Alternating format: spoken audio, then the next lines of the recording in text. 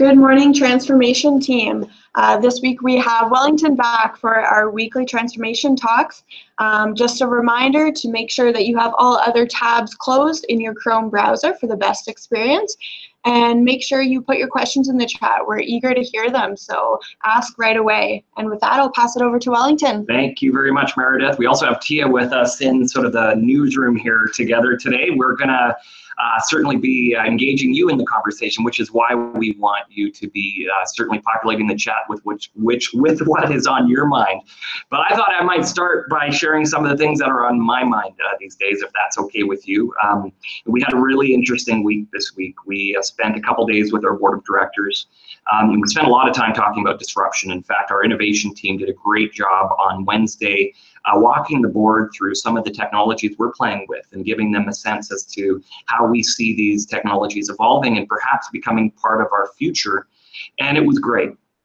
But I think it was also very sobering in the sense that our world is changing much more quickly than we've ever seen before. And you might have heard that ATB is now a founding partner for Singularity University in Canada. They're setting up a Canadian chapter. It's very exciting. Liz Stretch is sort of leading that charge because it's going to be such an important part of the culture we're building. One of the things that they will tell you at Exponential University is it's not about waiting for the future, waiting for other people to change or what have you. It's about changing yourself and how do you get yourself out of the way of the change and by embracing it. And that's because the world's changing at a pace that we've never seen before. They talk a lot about exponential thinking and exponential growth, and just to give you some really interesting, I think, what I find interesting anyways, notions around just how fast this technology is changing. 2008, the first self-driving car was built by Google, actually. It cost, just the sensors on the automobile cost $250,000. And at the time, for companies like Ford and Toyota were asked, like, what do you think of this technology? And they said it's all bunk because nobody's ever going to spend $400,000 for a regular commuter car, which is what it would have cost, really, had they built it with the technology of 2008.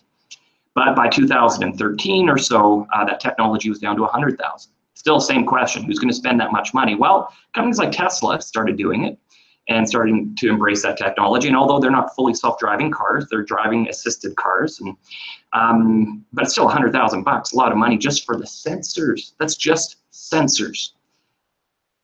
Fast forward to today, those sensors are under $1,000. I believe it's about $800. Any car could be equipped with those sensors. And self-driving cars are around the corner. You might have seen a Lexus commercial recently, actually caught my eye because it's a really beautiful car they're advertising. It's their new sport vehicle, SC 500, I think is the model. But all that to be said, that the advertisement is essentially buy it while you can, because self-driving cars are going to be here tomorrow.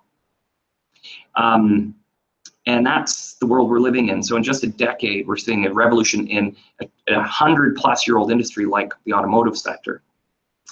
Now, look at our industry, where we're really about information technology, and that's where exponential growth has been happening literally since 1892. I mean, what kind of computers were operating in 1892? Not much. I think they probably resembled abacuses, but the point being really that like the Turing machine was invented in the 1940s, and by the 1960s we invented transistors, and 1970s we invented microprocessors, and the 1980s we had personal computers, and the 1990s actually could do stuff.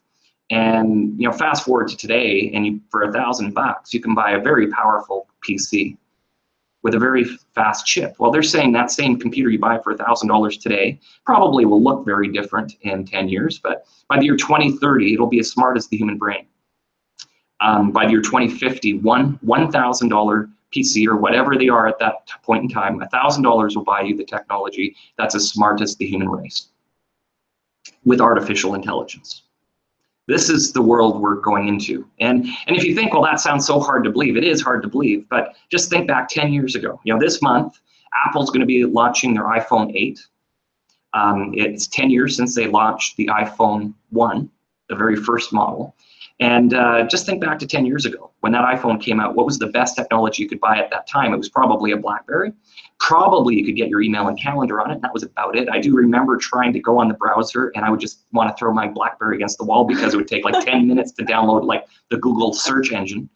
It was just not there. And yet in 10 years, it's dramatically changed the way we do everything. I mean, how many of you shop on Amazon regularly? I just bought my daughter a cover for her cell phone, came from China, had it here in 2 days. It's dramatically changed the way we can, have variety in our lives and how we've changed every experience that we have. Yet, although we have a mobile app and banks generally have mobile apps today, they still are very banky in the way they feel and the way they look. And one of the speakers we had join us with the board this week was actually the president of Mogo. And I'm sure many of you have heard of Mogo, and I'd heard of Mogo. I didn't realize, though, perhaps, just how serious a contender they're becoming in our world. And yet they don't even have a banking license. So, they have 400,000 customers. They do not have a banking license. They started out with just nothing but nickels and dimes. This was family, like I actually got to have a beer with the president, and Curtis and I, and a couple of the board members, and the president of Mogo had a beer, and we talked about his I think, inspiration and his passion. And he started out with money he literally begged and borrowed from his uncles and aunts and grandparents. And point being that it's a couple of years ago, he raised $400 million to invest in his business. He doesn't have a banking license, so he can't open a checking account. But you know what? You can get a prepaid Visa, and you can just redeposit money on your Visa account. So it kind of operates, and it's a debit Visa. So you can essentially do everything you want. Sorry, it's not debit per se. I mean, you use it like a debit card, but it's a Visa that you can do everything you want. And best part, if you think about it, is that who has the hardest time entering the banking system? Well, it's new Canadians, people who've just moved here, or people who've got a bad credit history or things like that. Well, he gives them the ability to completely rebuild their credit by putting $200 down on a Visa card, and you spend it. And as you do that, you actually build your credit history. And by the way, he offers you once a month a free update on your credit report, so you can actually know what your credit score is. And I wonder how many of our customers know what their credit score is. I wonder how many of us do. In fact, when he was asking the question, how many of you know your credit score? I was like, crap, I do not know. I checked a long time ago, but I don't know what it is today. All that to be said, this is a really interesting company. Now, will they be successful? They've got 400,000 customers. They're not making any money yet. So that's the flip side of it. So if we wanted to be all banky and say, oh, we're bigger than them, but keep in mind there's a lot of big giant companies today that weren't making any money just 10 years ago and 15 years ago. Netflix 20 years ago was sending DVDs to your door and was essentially bankrupt, and today is one of the world's largest companies. So you put that all in context, changed. And so you think back the last 10 years, how much your life has changed with technology. You think forward 10 years, what is ATB going to look like? What are our customers going to look like? Think 20 years out. What is ATB going to look like? What are our customers going to look like? I think those are big, scary questions. Now, I'm not scared. In fact, I'm more optimistic than I've ever been about our future, because I know that we have the team right here in Transformation that can do what we need to do to set us up for a very bright future. But that means we have to think differently than we've ever thought before. And I know we've all been challenged, each and every one of us in Transformation over the last year, to open our minds to new ideas, new ways forward, new ways of thinking, new ways of challenging paradigms that we all carry. But we've got to be more relentless, and we've got to double down on that. We've got to be more relentless than we've ever been. So, on the one hand, we're talking about a digital bank, and there's some good conversation simmering in the background, but that's something we're talking about as a challenger bank. That's separate from ATB, perhaps. I mean, not separate necessarily in terms of how we might bring it to market exactly, but at the end of the day, that's not intended to replace ATB. That's intended to complement it. So when you actually focus on ATB, and this is the mothership, and this is everything that matters for all of us and for our customers, we need to make sure ATB is here for the long haul. So what are some of the things we need to be thinking about? What do we need to be doing differently, and even more differently than we've done in the last year? I'll give you some thoughts off the top of my head. We have to think about how we produce things with shorter development cycles. We have to imagine a world where we're way, way more flexible than we are today. And although I would suggest, I see so many great things happening across Transformation that's making that true, we've got to go even harder towards making that true. And that goes as far as even making, we can't make as many long-term commitments with vendors as we have in the past. Like, just a few months ago, just last fall, ATB signed a new 5-year commitment with one of our technology vendors. And, I think we've come to the realization in the last few months that we probably need to phase out that technology over the course of the next year or so. We're committed for 5 years, multi-million dollars a year to this vendor. And although at the time everybody did the best they could with the knowledge they had to negotiate the best deal for ATB, this is not a critique of the decision we made. I think it's just a reality. And we can't cling to the technology just because we made that decision. It's a sunk cost. Because we know to get where we need to go, that technology is not going to be the one that gets us there. So we have to let it go. And at some point, that might mean we're writing it off early. And I don't know if we will or not. Maybe there'll still be things running on it. I have no idea. But I can say this, is that in the future, we need to be looking at relationships like that in more like 1-year cycles, like max. And honestly, if they're great offers and they're great vendors, they're going to understand that they have to continually find ways to bring new value to us to ensure that they're helping us compete. Because it's going to really suck if we do have to phase that out next year. And for the next 3 years, we're paying that vendor $2 or $3 or $4 million a year just for the pleasure of having signed a contract last year. So we need shorter development cycles, and that means shorter vendor commitments too. And probably us being much more dynamic and flexible about what vendors we pick. We need to dramatically reduce our development costs would be another thing that we need to be thinking about. How can we get the best at the lowest price? And I'll tell you, I've always had a chip on my shoulder that somehow we could do it better than others. Even before I was at ATB, at the organization I was before, I always believed we could do it better. Like, we're smarter. And I still believe that, by the way. We're smarter, and there's so much that we can bring at ATB that has just got a unique flair that makes us special. But we don't need to build every product that every other bank has. We don't need to do things exactly the same way as every other FI has. And there's so many cool things going on out there. Sometimes we can just plug things in that already exist. And I think some cool work with groups like FinAI that has been, I think, leading us down the path of Facebook Messenger and how we could use that kind of application to do banking. And we're looking at tools like Alexa and Google Home, and how can we start incorporating them into our banking experience. We need to do more of that and less building on our own. And we need to, another thing we need to do is how to, start imagining how we do things in a much less banky way. I mean, the reality is, and these things are the big driver of it, is the banky experience of the past is probably not what our customers are going to be expecting in the future. And just because RBC does it doesn't mean we need to do it. In fact, I think we have to maybe put a how do customers want to feel first kind of hat and spin on everything we do, not how does a bank do it kind of spin.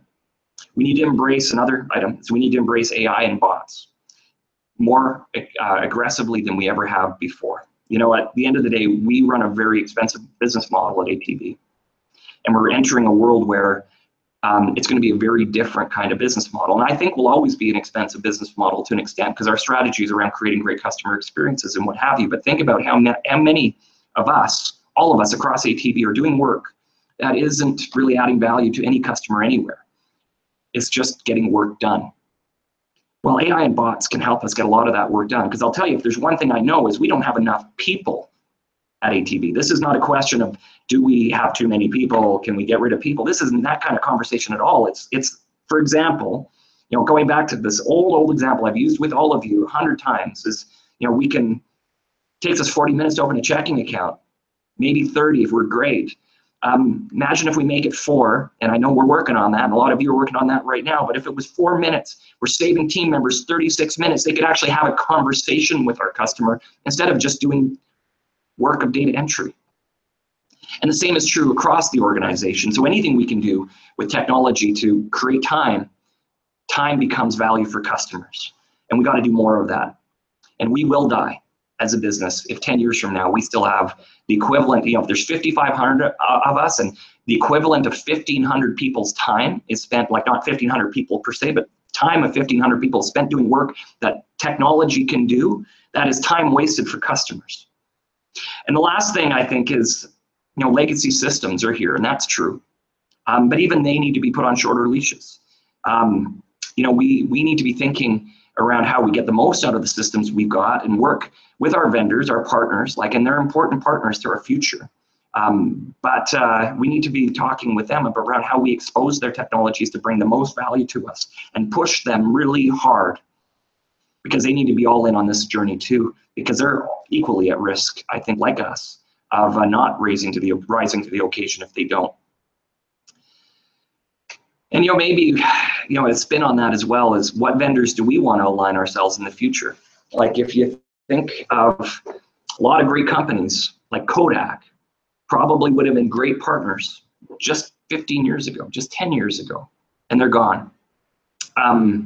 What are the partners we think that are going to be the right ones to align ourselves with for the next 10, 15, 20 years? It may not be the known suspects, so to speak. So we need to be challenging our vendors to think bigger, and we need to be thinking for ourselves.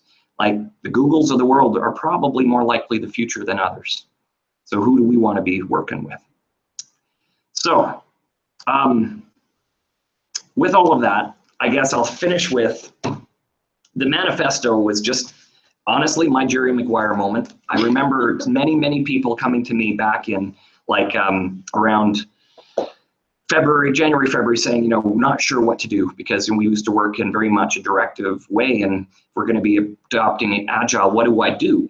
And I think I didn't know what to say exactly, because I think the whole notion of Agile is we're empowering you to make the right decisions and to think big and to be thinking for the long term. And all it is a guide, and it's a guide to help you think about what to do when nobody's telling you what to do. But I'm hoping that we just keep it fresh, at least the spirit of it. Like, this totally was my Jerry Maguire moment. So if it's crap and you think so, that's okay. I don't care. But I hope you do actually just take a few big pieces here, is that we're counting on you to actually be leading us here. And that means you need to be challenging the status quo every day. And if that's all you get out of it, I'm pretty good with that.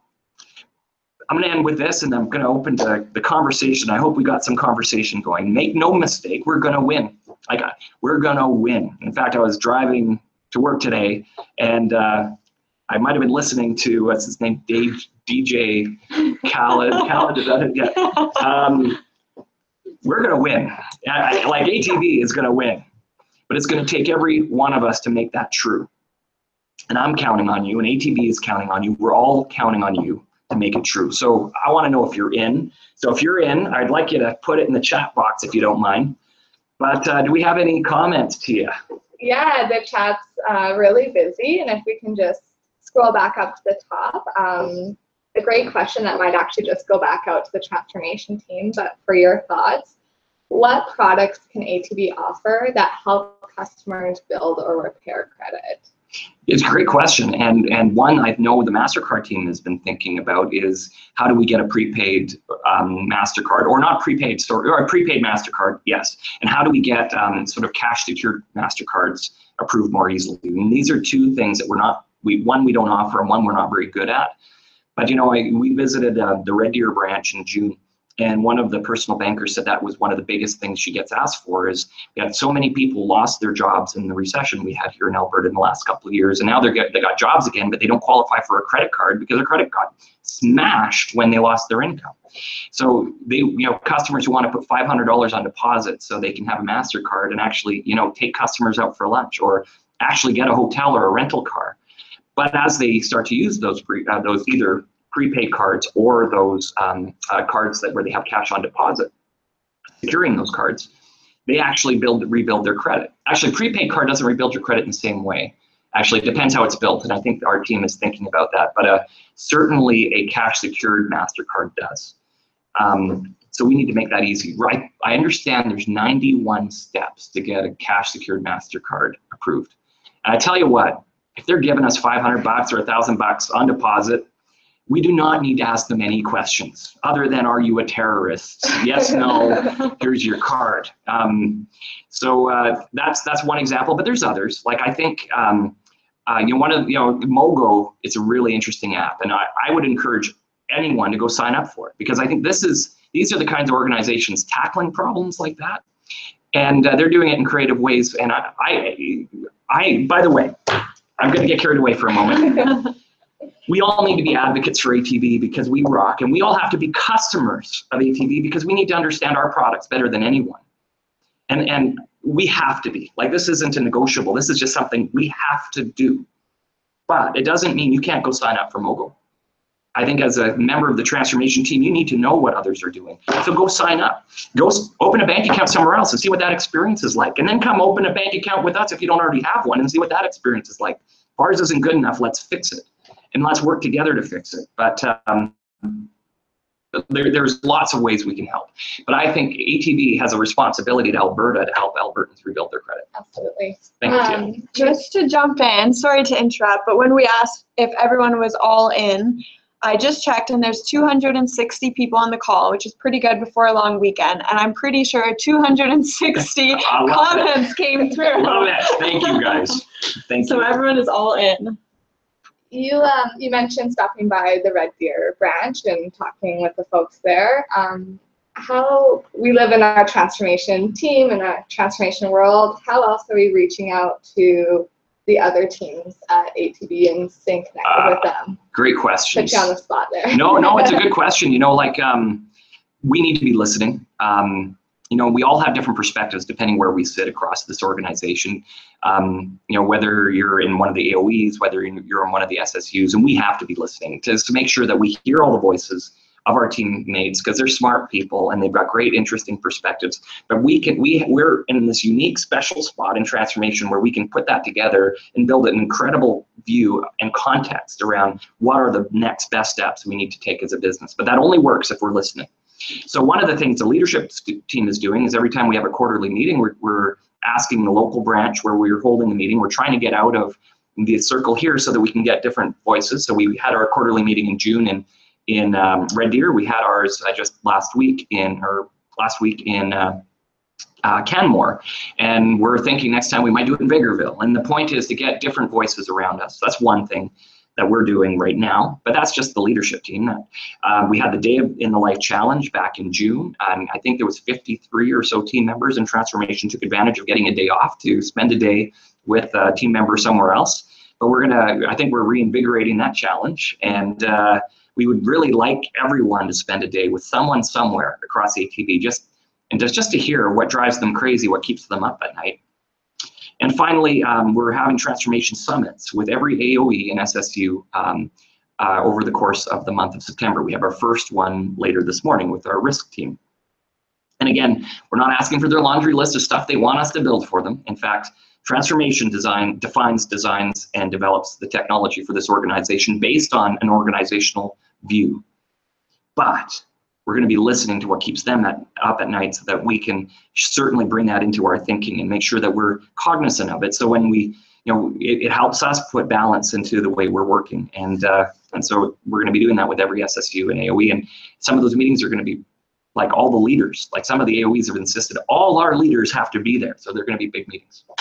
Thank you, Tia. What else is going on in the group chat? From Guy Rogers, Wellington, which digital areas that we have outsourced previously do you believe we will bring back internally? Yeah, great question. When you say which digital areas we outsourced previously, like I suppose, I want to make sure I understand that question. I think it was when you're talking about the 5-year contract and right. That being something we signed with someone external Right. that now we're sitting on, and that was an external partner that was helping us. Is there any of those that we will just? So that was Software AG I was referring to, just to be clear for everyone. And again, it's not a critique. They've been a good partner for a long time. They've done very well by us, I think, in general. But the notion was that because it was a 5-year commitment we made to them, we're now stuck with them for 5 years, whether or not they will always be the best option for 5 years. And I think there's a growing thought pattern here that open source technologies are creating avenues for us to get actually more, I'd say more of the experiences our customers are expecting due to this kind of stuff that they're going to struggle helping us with. And our view would be perhaps some of those technology platforms are better suited for giants and less for smaller, nimble organizations like us. And anyways, the point being that if we had a shorter term commitment with Software AG, we'd be in a much better position to leverage that to push them to be more flexible for us. And because it's 5 years, we're stuck. I just want to jump in and ask Jonah's question. It just came through the chat, and while we're still kind of on the topic, Jonah's question is, can the transformation team or different members of our team watch or join any of the summits? So maybe a bit more details about what our transformation summits are. That's a really neat idea. I hadn't even thought of that. So let me put some thought into it, though, because the balance here will be, on the one hand, we're really trying to create a safe space for the leadership teams and the AOEs and the SSUs to share what drives them bananas. And believe it or not, it's going to be some of the stuff we do to them, which drives them bananas. So we're trying to make it a safe room and make them comfortable. So that's on the one hand. But two, I think they would recognize it's pretty powerful if more and more transformation team members can hear. So we have a lot of them planned over the course of the next few weeks. So let me come back to the group on that one. We might try to see if we can find a way to open it up, or if nothing else, record pieces or at least share the feedback. Yeah. Let me see. Can I put a communications plug in there that everyone on the call and all transformation team members should be on the transformation news feed, and we do work really hard to put recaps, to share the stories, to share with the transformation team what's important, and those are words that come from Wellington. We all get to work together to write the stories in there, so if you're not part of it, that's where you guys pull your news from, so you should be part of it. Yeah, that's and a good should be suggestion. watching it. Yeah, but great suggestion, Tia. Absolutely good plug there.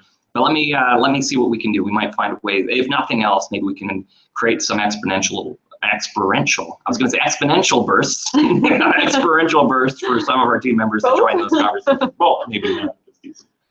What else do we got going on? Well, I have to scroll up from all of the all-ins, and there's about 260. Yeah, lots of good comments coming through. Tia's captured a lot of the questions already. There was one question earlier, and I know we touched on it a bit, one of the first questions in the chat, but is there any way that we can be helping customers understand their credit score? Is that something that we're able to do, or something that we could look into? Why not? Yeah. Like, if you think about it, if Mogo can offer a monthly update to your credit score that's free, it's a soft pulse, so it doesn't actually affect your credit rating. Why couldn't we? There's a cost involved. I guess that's the issue, but maybe we can build that into our offers and make it work. And I understand CIBC is now starting to offer that. It's a product. I mean, it's part of one of their checking accounts or something like that, but that you can get a quarterly pull for free. And RBC might even have an offer for a monthly pull. It's not free because it's included in a product you're paying for, but I would encourage this team to be challenging ourselves to think about how we would do that. I mean, wouldn't that be cool? I totally agree. We got 2 minutes left. Maybe I can just finish with this. And thank you for those comments and questions. And probably I spoke more than I meant to. I was a little bit energized today. That no matter what role you're in transformation, no matter what position, no matter where you work, everything you do matters, and everything you accept matters. So put this in context. It's like, we're going to win. ATB is going to win, but it's going to be a game of inches.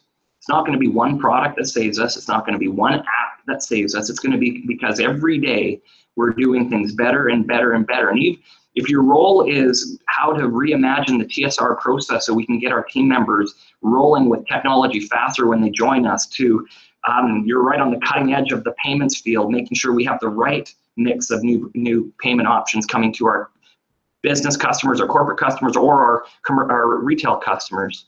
I mean, no matter where you fit in the ecosystem here, you're playing a role, and every decision you make every day has an impact. And every time we make a decision to go to the past, we're holding us up from that future. So, and don't forget, one of the things in the transformation manifesto is we're trying to empower you to make those right decisions.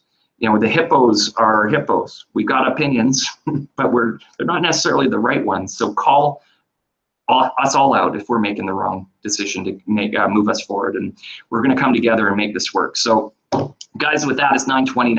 I hope you all have a great and restful long weekend. I know many of you will be taking your kids back to school next week. It's going to be a busy Tuesday for sure, but I can't wait for us to get to it in September. We got a lot of work to do. So thank you, everyone. Have a great weekend.